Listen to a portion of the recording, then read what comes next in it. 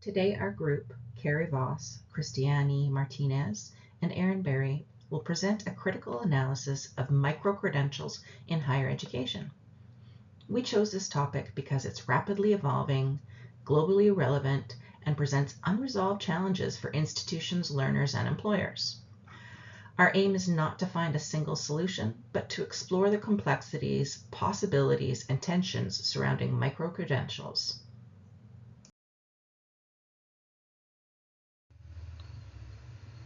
Land acknowledgement. We would like to begin by acknowledging that we are gathered today on the traditional, ancestral, and unceded territory to many diverse First Nations, Inuit, and Métis people.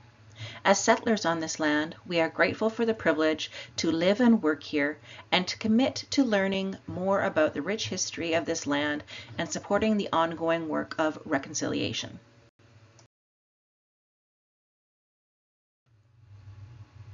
Context and background. Micro-credentials have arisen as a response to rapidly changing workforce needs, especially highlighted during the COVID-19 pandemic.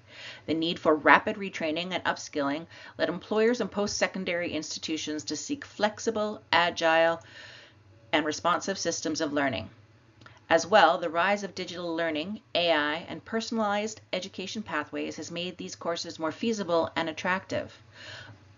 Micro-credentials offer a way to quickly certify specific skills and competencies, making them attractive for both learners and employers. There is no single universal definition. Numerous frameworks exist, but the interpretations vary across institutions and countries.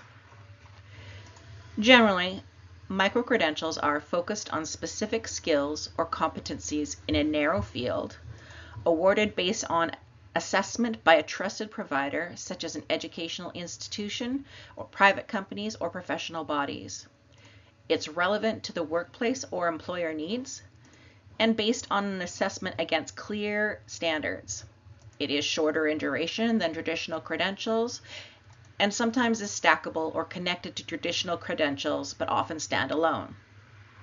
One example from Erin is that nurses that wish to specialize in an area, like maternity or the ICU, need to take specialized training. Much of these training courses are developed in-house or are built in conjunction with a specific institute. These credentials do not necessarily transfer to other health authorities, so often, if the nurse moves to another health authority or country, they will need to take all or part of that training again.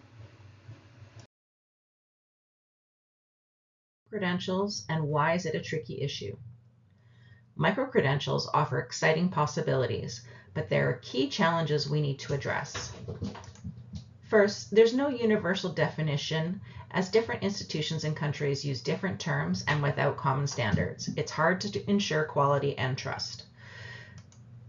Second, recognition and value remain issues. Many employers don't understand micro-credentials, and they're often not portable across institutions or borders. Third, integration with existing systems is complex. How do we fit them into transcripts and credit transfers? And should they stack towards degrees or stand alone? Fourth, assessment and quality matter. We need rigorous workplace relevant assessments, but quality varies widely without a clear standard. Fifth, awareness is low. Learners, employers, and even educators often don't know what micro-credentials are, so better communication is essential. Finally, technology and equity. Not all learners have equal access, and while AI can personalize learning, it raises questions about privacy and fairness. Each of us brought different perspectives, some optimistic about flexibility, others concerned about equity and standards. The ambiguity pushed us to dig deeper and question our assumptions. And who should be prioritized? Micro-credentials impact groups differently. For learners, the main promise is flexibility, but research shows uneven recognition and risk of creating dead-end credentials occur. Faculty may face pressure to produce quick, industry-aligned content that challenges traditional academic roles. Employers often say they want micro-credentials, but still default to degrees, especially when standards vary. Administrators see microcredentials as strategic opportunities, but also as resource burdens. Government actors use microcredentials to advance labor market-focused agendas, sometimes tightening oversight and accountability, which can shift institutional priorities. Discovered. Our research revealed several emerging ideas. One key concept was stackable microcredentials that can lead to a certificate or degree. Another opportunity identified was collaborating with industry to design microcredentials ensuring employer recognition and support. Validation of microcredentials remains a challenge that limits broader acceptance of these credentials. Blockchain technology may be a solution by creating an immutable record verifiable by employers and institutions. Microcredentials are often considered ideal for non-traditional learners due to the lower cost, shorter completion time, and flexible asynchronous modalities. However, barriers such as limited digital infrastructure, unreliable internet, or lack of access to a personal computer persists. To address this issue, mobile learning using smartphones is increasingly more prevalent to support these learners. Status quo around microcredentials in higher education, we need to rethink several things. First, redefine the purpose. Move beyond the narrow, skills-only definitions and include lifelong learning and civic engagement. Second, reform governance by integrating microcredentials into credit-bearing pathways and institutional policy. Third, ensure quality and portability through transparent standards and global recognition frameworks. Fourth, leverage technology, use AI to personalize learning and promote equity. Fifth, engage diverse stakeholders by co-designing with students, faculty, employers, and communities. And finally, promote interdisciplinary and global perspectives so credentials address cross-disciplinary and worldwide challenges. These steps can help us move from isolated, short-term solutions to a more inclusive, flexible, and future-ready higher education system. This slide summarizes the takeaways from our research. Institutions must develop clear, coherent frameworks for microcredentials.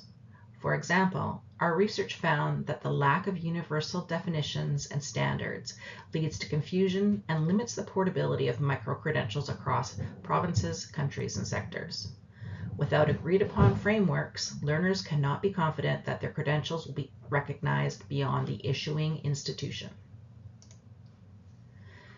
Equity must be at the center of microcredential design.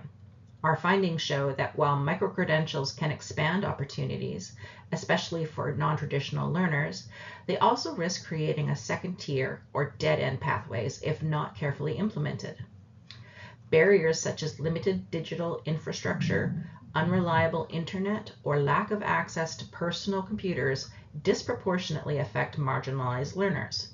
Mobile learning and targeted support can help address these gaps. Microcredentials should complement, not replace, traditional degrees. As our research revealed, microcredentials are most effective when they function as flexible extensions of formal programs, not as substitutes. For instance, stackable microcredentials and laddered pathways allow learners to build towards certificates or degrees, preserving the broader mission of higher education, including critical thinking and civic engagement. In summary, the promise of microcredentials will only be realized if we can focus on portability, trust, and equity. Our challenge is to design the systems that empower all learners and maintain the integrity and value of higher education. Insights and takeaways from our collaboration. We defined our roles early in the assignment, which helped manage workload, prevent duplication, and hold each of us accountable. We also have different backgrounds and current roles, which brought forward different perspectives to the project. Using tools like Zoom and Google Drive allowed us to check in regularly with the project, share resources, and efficiently work on the project.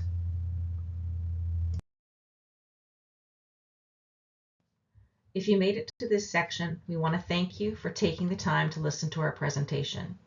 We utilize several excellent articles, which we have included in the reference list, and we recommend any of them for your future reading. Thank you.